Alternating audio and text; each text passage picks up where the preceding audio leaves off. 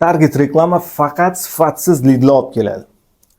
Kontekst reklama bilan shug'ullanadigan Okani Instagramdagi bitta videolariga ko'zim tushib qoldi. Xullas aytmoqchi bo'lganlari, target reklamalar bermanglar, sababi sizlarga sifatsiz lidlar kelib tushadi. Undan ko'ra kontekst reklama beringlar.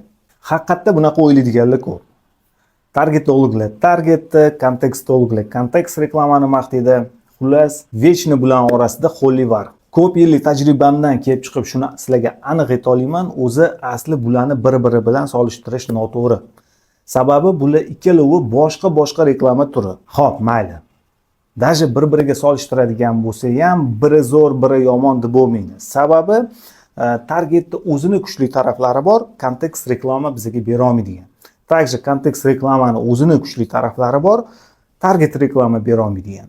Sizlar bitta narsani tushunishingiz kerak. Kontekst reklama, target reklamalar bular bor yo'g'i instrument. Siz o'zingizning biznes selingizdan kelib chiqqan holda o'zingizga mos keladigan instrumentni tanlaysiz. Tasavvur qiling, bittasi arra, bittasi bolg'a. Misol uchun taxtani ikkiga ajratish kerak bo'lsa yoki ortiqchasini olib tashlash kerak bo'ladigan bo'lsa, siz qo'lingizga arrani olib arralaysiz. Taxtaga mix qoqish kerak bo'ladigan bo'lsa, siz arrani ishlatmaysiz-ku, to'g'rimi? Qo'lingizga bolg'ani olasiz. Bu yerda ham siz o'sha selingizdan kelib chiqib turib instrument tanlab olasiz. Siz ayta olmaysiz-ku, misol uchun bolg'a zo'r instrumentda, arra tufti instrument deb. Yo'q, mix qoqish kerak bo'ladigan bo'lsa, bolg'adan zo'r instrument yo'q. Также arralash kerak, ikkiga ajratish kerak bo'ladigan bo'lsa, arradan zo'r instrument yo'q. Reklamada ham shunaqa, kimgadir kontekst reklama to'g'ri keladi, kimgadir target reklama to'g'ri keladi.